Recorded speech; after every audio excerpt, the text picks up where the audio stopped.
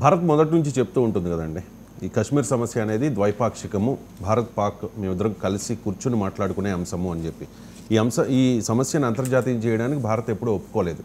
కానీ ఇప్పుడు China involve అయింది ఇండైరెక్ట్గా, అమెరికా డైరెక్ట్గా ఇన్వాల్వ్ అయింది, మరికొన్ని దేశాలు కూడా ఇన్వాల్వ్ అయ్యాయి. అంటే మొదటి నుంచి కూడా పాకిస్తాన్ ఉద్దేశం ఏంటంటే ఈ సమస్యను అంతర్జాతీయం చేయాలి అని చెప్పి.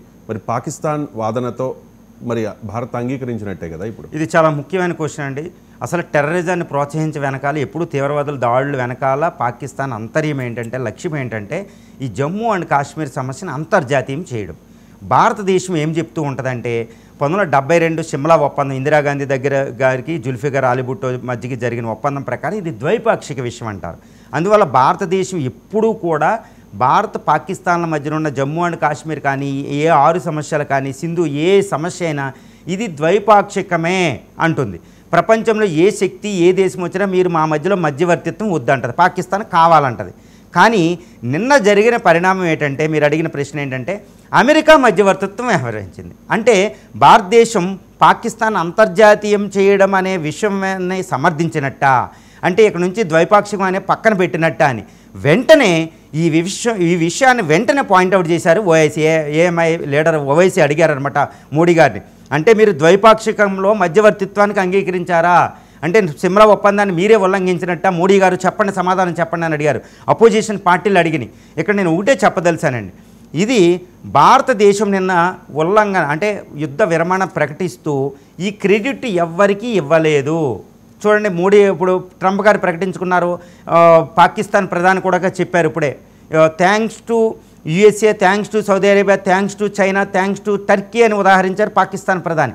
కానీ భారతదేశం ఇక్కడ ఇది ద్వైపాక్షికంగా director general of military operations of both countries మాట్లాడుకుని యుద్ధాన్ని విరమించామని చెప్పింది. కానీ అమెరికా ప్రస్తావన భారతదేశం ఎక్కడా తీసుకురాలేదు, అది మర్చిపోకూడదు మీరు. అంటే ఓవైసీ గారు వీళ్ళందరూ ఇది గుర్తుపెట్టుకోవాలి, భారతదేశం ఈ సమస్యను ద్వైపాక్షికంగానే చూస్తుంది, పాకిస్తాన్ అంతర్జాతీయం చేస్తుంది, భారతదేశం దాన్ని ఒప్పుకోదు. రెండో విషయం ఏంటంటే, నిన్న యుద్ధ విరమణ సీజ్ ఫైర్ కాల్పుల విరమణకు సంబంధించిందే, కేవలం కాల్పుల విరమణకి. ఈ విషయంలో ఎవరైనా సహాయం తీసుకోవచ్చు. 1965లో లాల్ బహదూర్ శాస్త్రి గారు రష్యా సహాయం వచ్చింది. 1971లో రష్యా సహకరించింది యుద్ధాన్ని విరమించడానికి, మనం 93,000 పట్టుకుంటే. అది మొత్తం దీర్ఘకాలంలో 2 దేశాల సమస్యలను పరిష్కరించడానికి మధ్యవర్గాన్ని ఆహ్వానించడం కాదు. ఆ సమయంలో మాట వరుసకి ఇద్దరు శత్రువులు కొట్టుకునేటప్పుడు మధ్యలో ఒక మాట కావాలి, ఒక వారదంతే.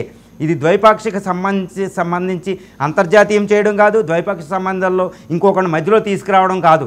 ఈ విషయంలో ఎటువంటిది లేదు. నిన్న భారత్ చేసింది మన విదేశాంగ విధానంలో నెహ్రూ గారి నుంచి వస్తున్న ద్వైపాక్షిక సమస్యలు అనే దాని మీద క్రోడీకరిస్తుంది.